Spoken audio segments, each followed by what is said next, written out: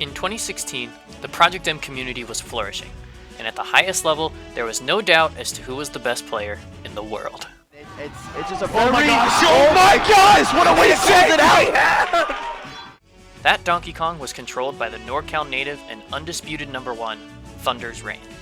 After a dominant year, the PM community recognized Thunders' efforts with the first ever PM Rank project, an ordered ranking of the top 50 players in the world. And of course, sitting at the top was ThunderzReign. Joining him in the top 5 were 4 other fantastic players from all around the US. Number 2 was Lunchables from Texas. Number 3 was Sosa from SoCal. Number 4 was Malachi from New York. And number 5 was the former best in the world, Junebug from Virginia. Shortly after the end of 2016, both Lunchables and Junebug retired from PM and mostly became inactive. This left Malachi and Sosa as the 2 biggest threats to Thunders' dominance.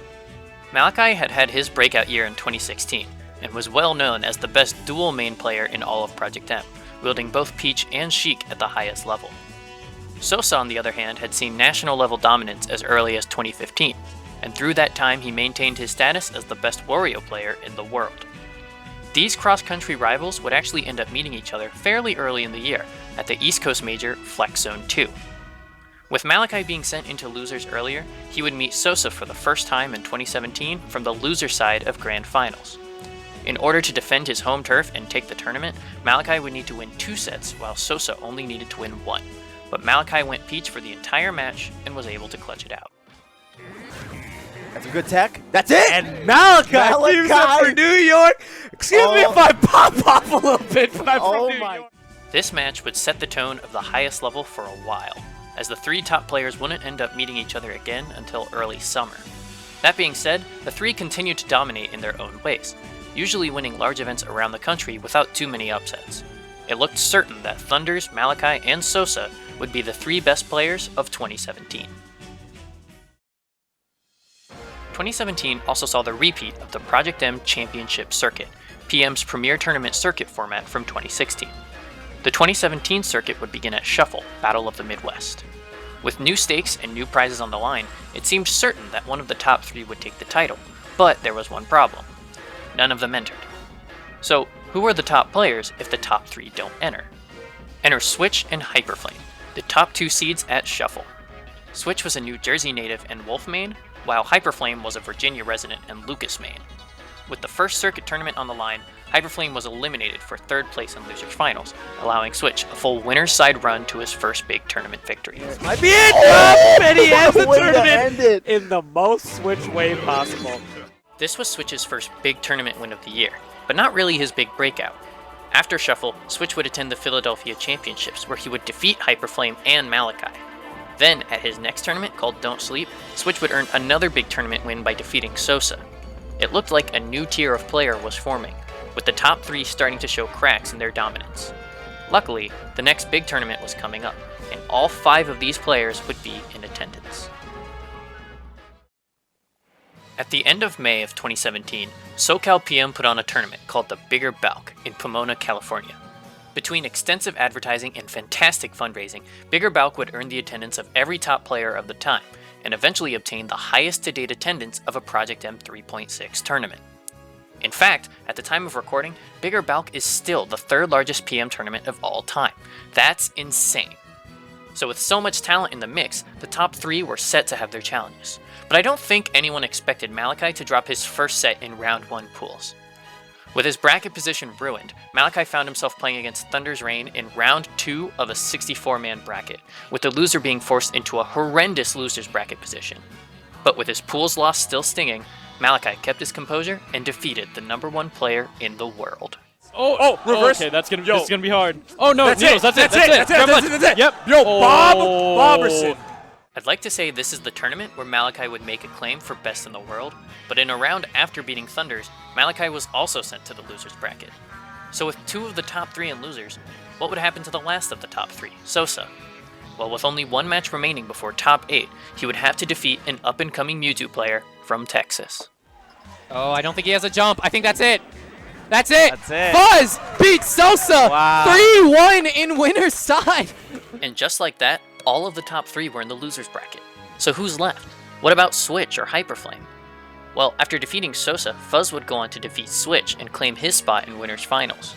Meanwhile, on the other side of bracket, another dark horse named Flipp was making his statement, defeating Hyperflame and eventually making it to Winners Finals himself.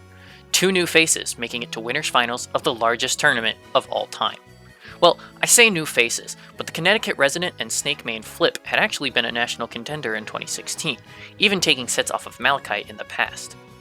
Meanwhile, the Mewtwo main and Texas resident Fuzz had attended some majors in 2016, but he made Bigger Balc his breakout tournament. With a grand final spot on the line, Fuzz and Flipp played out Winners Finals, and it would be Flipp who would take the set 3-1. Meanwhile, in the losers bracket, Sosa and Malachite were set to run back their set from Flex Zone 2, and with elimination at stake, Sosa would get the revenge 3-0, leaving Malachite at 7th place. It seemed in the moment that the hierarchy was pretty well defined. Sosa could beat Malachite, who could beat Thunders. Was this the new order of the top 3? But wait, Thunders actually hadn't been eliminated from the tournament yet, even though he had been put into losers in round 2. And with every other top player in the way, Thunders somehow had the strength to win again. And again. And again. And then he beat Hyperflame. And then he beat Switch. And then he beat Sosa. And then he beat Fuzz. And then, after a 9-set winning streak, ThunderzReign had somehow clawed his way to Grand Finals, and in 2 sets, Thunders completed the greatest PM losers run of all time to become the Bigger Balc champion. Nice recovery. Oh! And that'll do it. ThunderzReign is your Bigger Balc 2017 champion. With this win, Thunders reminded us all why he was ranked number 1 to begin with. While Malachite and Sosa both had losses outside the top 3, Thunders only lost to Malachite, but beat every other top player in the tournament. Bigger Balc had established a bit of a triangle in the top 3. But in the next tier down, Bigger Balc made clear who were the top tier newcomers for 2017. In fact, at the next big event, Smashadelphia, Hyperflame would become the first player outside the top 3 to take a set off of ThunderzReign in 2017, even if it was in the Fox Falcon matchup. At the next big tournament, a New England major called Blacklisted 3, Thunders would still show his consistency by defeating Flipp and Switch, but again lost to Malachite in both winners and losers bracket. It seemed Malachite had the tournament secured, until he ran into Hyperflame in winners finals and eventually in grand finals. In a clutch 3-2 finish, Hyperflame would take the entire tournament over Malachite. Oh, no, it's not yet, not yet! Pretty close, though. And he gets it again! He gets it the same way! The same attack is to close out the winner's set! This tournament win was interesting for a couple reasons. First, Hyperflame was able to win a major event with only a couple big wins, only beating Flipp and Malachite, but never running into Thunders or Switch. Second, Hyperflame became the first player to take a tournament while 2 of the top 3 in attendance. So now we were halfway through the year, and the reign of the top 3 was slipping. Shortly after Blacklisted came Supernova 2, another big tournament with Malachite and Thunders in attendance, but unfortunately Malachite had to drop out due to a hand injury. This left Thunders as the only representative of the top 3 against 2 of the second-tier challengers. This time, it would be Flipp who would steal the show, beating Thunders in winners semis and eventually beating Hyperflame in winners finals to move on to grand finals. But as we know from Bigger Balc, losers bracket Thunders should never be counted out, and he would eventually defeat Hyperflame and defeat Flipp in the grand finals run back to become the Supernova champion. Oh god, That's it. He kills himself basically. Thunders wins. With Blacklisted and Supernova in the books, all 3 of the top 3 now had multiple losses to players outside the top 3. On top of that, the next tier of players all had wins over the top 3, and Hyperflame had become the first player to take a tournament with 2 of the top 3 in attendance. Would it be possible for the top 3 to lose a tournament with all 3 in attendance? Well, maybe we would find out at the next big tournament, Low Tier City 5. The Low Tier City series had always had a huge impact on the Project M community.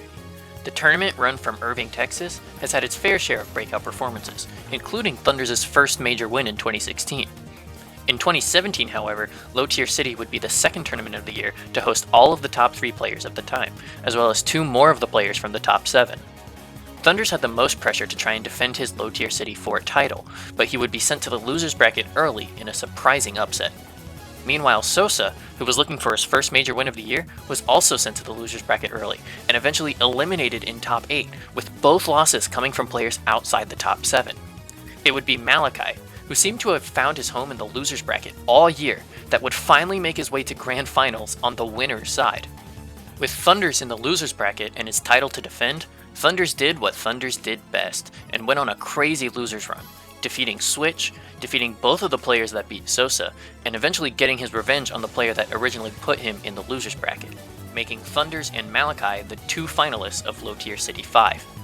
With a major title on the line, Thunders quickly reset the bracket in a stunning but tense 3-0. It's still looking quite rough. DBZ! Oh my goodness! The reset! This was a big change of pace for the top 3, as Thunders had never taken a set off of Malachi before this set. With the bracket reset, however, Malachi pulled out all the stops, and even forced a character switch from Thunders to Captain Falcon. But even the Falcon wasn't enough to stop Malachi. No! This is the final edge guard sequence, doesn't avoid that one! Is that going to be it? I think. Oh, and the stitch to end the tournament! Malachi's your Low Tier City 5 Project M Singles champion. At the end of the day, the top 3 were able to keep their spot at the top of the totem pole. If an event had all 3 of the top 3 in attendance, one of them would definitely win, and the triangle between the top 3 seemed to stay in place. But there was an important caveat. Sosa, Malachi, and Thunders had to survive the onslaught of up-and-coming players in order to get to each other in order to win any given tournament. With the year beginning to wind down, we saw more examples of the fragility of the top 3. At Salty Juan's 4, Sosa was finally able to upend the top 3 triangle, beating Thunders and advancing to grand finals. But it would be Fuzz who would defeat Thunders and defeat Sosa to win the entire tournament. Oh, that's gonna be it! And Fuzz Baits out the approach and gets the forward smash. Fuzz takes his first big tournament over the likes of Thunders, Flipp, Sosa. Fuzz would become the second person to win a tournament over 2 of the top 3, with the first being Hyperflame's big victory at Blacklisted 3. A couple weeks later, Fuzz would get his second shot to repeat the impossible at Clutch City Clash 2, with both Sosa and Thunders in attendance again. This time, Sosa and Fuzz were both able to eliminate Thunders, but in a 10-game grand finals, Sosa was able to prevent Fuzz from making history for the second time. He's going to need to clean out some stocks early, and that's... Oh my god! Oh my god, that is a Giphy Cat. Such a strong stock. Hey, what's up, RS's BPM? I see you watching this. With all of this new blood making waves in the competitive scene, the Project M backroom came together to release a new character tier list, a ranked list of how well each character can compete in the current meta. Unsurprisingly, the mains and secondaries of the top 3 were all comfortably sitting in the high A or A- tier. Meanwhile, the tier list also saw very high placements of Wolf and Mewtwo thanks to the performances of players like Switch and Fuzz. Also, with Flipp and Hyperflame giving great results to Snake and Lucas, those characters also ended up in the A- tier. The new tier list showed that the competitive community was starting to get a little top-heavy. It was no longer easy to win a tournament with a character outside the top 16, but that still showed the incredible character diversity that PM was known for. A new tier list was out and the competition was fierce, so the community was looking for a big finale event. Unfortunately, the PM Championship circuit that had begun early in the year was cancelled right around this time, citing an inability to secure a finale venue. With no finale to look forward to, the top 3 met for the last time in 2017 at what would have been the last circuit event. Fair and balanced. Fair and Balanced, run out of Santa Clara, California, would be the third and final time in 2017 where the top 3 were all in attendance at the same tournament. More interestingly, Fuzz would be the only other player from the top 7 in attendance, but he would only place 9th due to some early losses. Because of that, this tournament was Malachi, Thunders, and Sosa's chances to steal the show. With Thunders and Sosa on one side of the bracket and Malachi on the other, Malachi would earn a free ride to winners finals, but Thunders and Sosa met in winners semis. With Thunders having lost to Sosa 2 times recently, this matchup would be heavily contested, and in a nail-biting set, Thunders was able to clutch it out 3-2.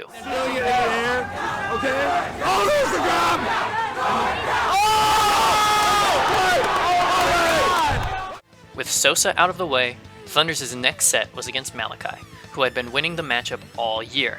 In fact, the only time Thunders had ever beaten Malachi was that bracket reset back at Low Tier City. Just like that last match, Malachi forced a switch from Thunders to his Captain Falcon, but this time, the Falcon was able to give Thunders the edge in a 3-2 winning finish.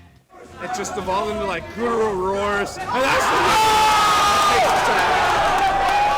With Thunders now in Grand Finals, Malachi and Sosa would have to face off in the Losers Finals, making this the only tournament since Bigger Balc where all three would end up playing against each other. Where Sosa usually had the edge in this matchup, it would be Malachi who turned up the jets, and after his Peach went down 0-2, Malachi brought out the Sheik for the reverse 3-0 to eliminate Sosa. And it's looking tricky. Yeah. You were right, the momentum was completely different. And we saw that. Yeah, what a huge difference a character swap can make. Just like Low Tier City 5, we now had a Malachi Thunders Grand Finals. But this time, it would be Malachi coming from the losers bracket. With his Sheik still playing amazingly from his set against Sosa, Malachi was able to reset the bracket, annihilating Thunders' Donkey Kong and Captain Falcon, getting revenge for their winners final set from earlier. With one set left in 2017, Thunders turned it around, quickly taking the first 2 games in the second set. And with Thunders 1 game away from taking the tournament, well, this happened. Thomas is stripping too.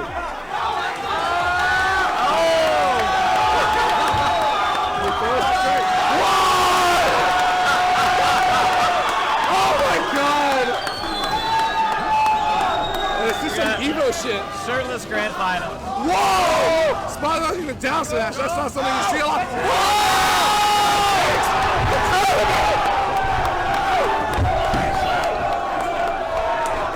Bare chests aside, Thunders showed he still had the ability to dominate a tournament when he needed to. He finished the year winning 2 of the 3 tournaments where all of the top 3 attended, and he had fewer losses to people outside of the top 3 than Malachi or Sosa. All in all, it seemed clear that Thunders still was the best player in the top 3, and perhaps the best in all of Project M. The Project M community saw some fantastic growth in 2017.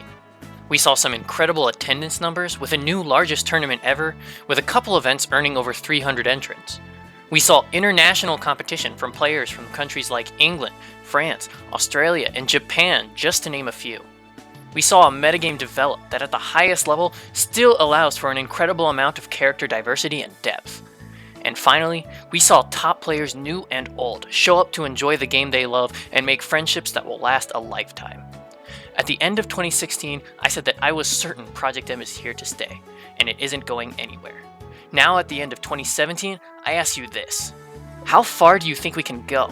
What limits do you think will break, and who do you think can be the next top player to break out? This has been Reslived. I hope you enjoyed my review of Project M in 2017. Please check out some of my other videos, as I love to make Project M content, and I would love for more people to become interested in our community. Thanks for watching, and I will see you guys next year.